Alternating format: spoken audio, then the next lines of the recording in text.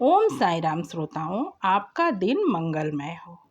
बाबा के आशीर्वाद और उनकी ही प्रेरणा से उनकी जीवनी पर आधारित पुस्तक साई सचरित्र के हर अध्याय के सारांश को शॉर्ट कर मैं आपको सुना रही हूँ। यदि मेरा यह प्रयास आपको तनिक भी पसंद आ रहा हो तो वीडियो को लाइक और चैनल को सब्सक्राइब करें। पिछले भाग का लिंक आपको डिस्क्रिप्शन में मिल जाएगा और साई सचरित्र भावार्थ नाम के प्लेलिस्ट में सारे अध्यायों को आप एक साथ भी सुन पाएंगे। आज प्रस्तुत है अध्याय 27। इस अध्याय में भागवत और विष्णु सहस्त्र नाम प्रदान कर अनुग्रहित करना, गीता रहस्य तथा दादा साहेब खापड़े का कथा है। ये सारी कथाएं मैं शॉर्ट में ही आपको सुनाऊंगी, अतः पूरा अवश्य सुने। कथा 1। पवित्र ग्रंथ का प्रदान।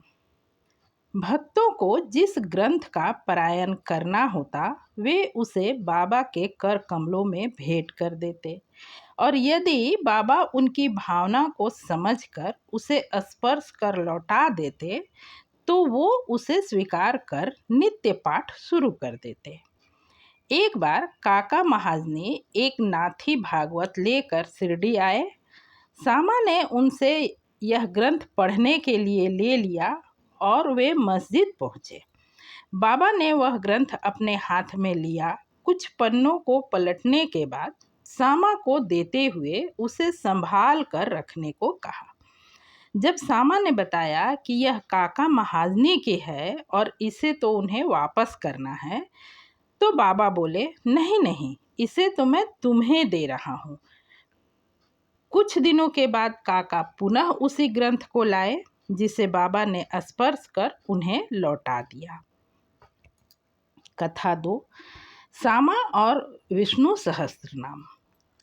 एक रामदासी आकर शिरडी में ठहरा। वह रोज सुबह स्नान कर भगवा वस्त्र पहनता और शरीर पर भस्म लगा विष्णु सहस्त्रनाम का जाप किया करता। कुछ दिनों बाद बाबा ने अपने अंतरंग भक्त सामा को भी विष्णु सहस्त्रनाम से परिचित कराने का मन बनाया। इसलिए एक सुबह जब वह पाठ करने बैठा, बाबा ने अपने उदर में पीड़ा बता उसे दवा लाने को कहा। वह बाजार चला गया। तब बाबा ने उसकी पुस्तक उठाई और सामा को देते हुए बोले, यह पुस्तक अमूल्य और मनोवांछित फल देने वाली है, इसलिए मैं तुम्हें दे रहा हूँ ताकि तुम नित्य इसका पठन करो। एक बार जब मैं बहुत बीमार हुआ, मुझे लगा मेरे प्राण पखेरु उड़ने ही वाले हैं। मैंने इसे अपने हृदय पर रख लिया। ऐसा लगा जैसे अल्लाह ने स्वयं आकर मेरी रक्षा की। इसे धीरे धीरे एक श्लोक रोज पढ़ना, इससे तुम्हें बहुत लाभ होगा। सामा बोले, बाबा मुझे इसकी जरूरत नहीं, यह रामदासी का है जो अब भी आकर मुझसे लड़ने लगेगा। तभी रामदासी लौट भी आया और वहाँ का दृश्य देखकर सामा से लड़ने को तैयार हो गया कि तुम्ही ने बाबा से कहकर मुझे बाहर भिजवाया और अब मेरी पुस्तक लेना चाहते हो। बाबा ने उसे समझाते हुए कहा, अरे रामदास, क्यों उपद्रव कर रहे हो? सामा से व्यर्थ क्यों झगड़ते हो? तुम रोज इस ग्रंथ को पढ़ते हो, फिर भी तुम्हारा चित्त अशुद्ध ही है। सच्चे रामदासी को तो ममता त्याग समदर्शी होना चाहिए। तुम तो एक पुस्तक के लिए झगड़ रहे हो। सामा को पुस्तक मैंने दिया था यह सोचकर कि तुम्हें तो यह कंठस्थ होगा, सामा को भी इस पुस्तक से कुछ लाभ पहुँचे। बाबा के इन शब्दों का प्रभाव रामदासी पर पड़ा और वह शांत हो गया।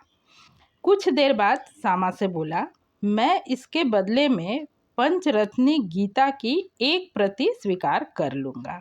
तब सामा खुश होकर बोले, एक क्यों, मैं इसके बदले तुम्हें 10 प्रतियां देने को तैयार हूँ। इस प्रकार यह विवाद समाप्त हो गया। श्रोताओं, बाबा के शब्द, बाबा की लीलाएं अद्भुत होती थी। वो जो कुछ कहते थे उसका अर्थ सिर्फ वही नहीं होता जो सामान्यतः सुनने में प्रतीत होता।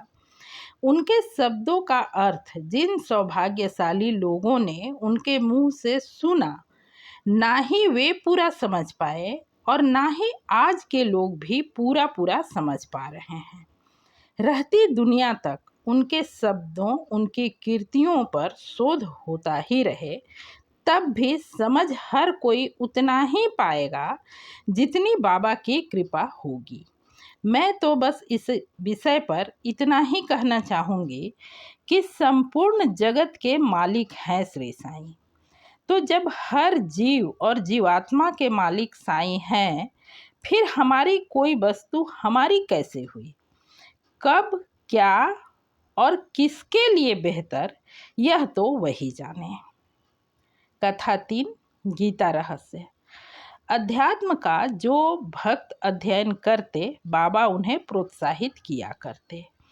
एक बार बापू साहेब जोग का एक पार्सल आया जिसमें लोकमान्य तिलक कृत गीता भाष्य की प्रति थी।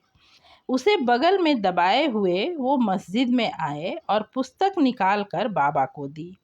बाबा थोड़ी देर उसके कुछ पृष्ठों को पलटने के बाद जेब से 1 रुपया निकाल पुस्तक पर रख जोग को लौटाते हुए बोले, इसका ध्यानपूर्वक अध्ययन करो, तुम्हें बहुत लाभ होगा। कहने की आवश्यकता नहीं कि जोग ने बाबा का कथन का पूरा पालन किया और उससे उन्हें बहुत ही लाभ प्राप्त हुआ। कथा 4, श्रीमान और श्रीमती खापड़े। एक बार दादा साहेब खापड़े सकुटुंब शिरडी आए और कुछ मास ठहरे। दादा कोई सामान्य व्यक्ति न थे, वे एक धनाढ्य और अमरावती के सुप्रसिद्ध वकील तथा केंद्रीय धारा सभा के सदस्य भी थे। वे विद्वान और प्रवीण वक्ता भी थे। इतने गुणवान होते हुए भी उन्हें बाबा के सामने मुंह खोलने का साहस न होता था। अधिकांश भक्त हर समय अपने शंका का निवारण कर लिया करते। केवल 3 व्यक्ति, खारपड़े, नूलकर और बूटी ही ऐसे थे जो सदैव मौन धारण किए रहते। दादा 4 मास, उनकी पत्नी 7 मास तक वहां ठहरी। वे दोनों अपने शिरडी प्रवास से बहुत प्रसन्न थे। श्रीमती खारपड़े बहुत श्रद्धालु महिला थी। वे रोज दोपहर को बाबा के लिए नैवेद्य लेकर मस्जिद जाती। जब बाबा भोजन कर लेते तभी लौटकर भोजन किया करती। और दिन तो उन्हें घंटों इंतजार करना पड़ता, पर एक दिन जब वे भोजन लेकर मस्जिद पहुंची, बाबा उनकी थाली लेकर तुरंत ही भोजन करने लगे। सामा ने पूछा, आज इस बाई का भोजन आपको इतना स्वादिष्ट क्यों लगा? तब बाबा बोले, इस भोजन में एक विचित्रता है। पूर्व जन्म में ये बाई एक व्यापारी की मोटी गाय थी जो बहुत ही दूध देती थी। उस जन्म के बाद इसने एक माली के कुल में जन्म लिया। उसके बाद यह एक क्षत्रिय कुल में जन्मी और इसका ब्याह एक व्यापारी से हो गया। इस बार एक ब्राह्मण के घर इनका जन्म हुआ है। दीर्घ काल के बाद इनसे भेंट हुई है, इसलिए इनकी थाली से 4 ग्रास तो खा लेने दो। ऐसा कह भोजन समाप्त कर बाबा जब अपने आसन पर विराजे तो श्रीमती खारपड़े उनके पैर दबाने लगी। बाबा उनसे वार्तालाप करते हुए उनके हाथ दबाने लगे। इस प्रकार परस्पर सेवा करते देख सामा बोले, देखो तो यह कैसा अद्भुत दृश्य है। भगवान और भक्त दोनों ही एक दूसरे की सेवा कर रहे हैं।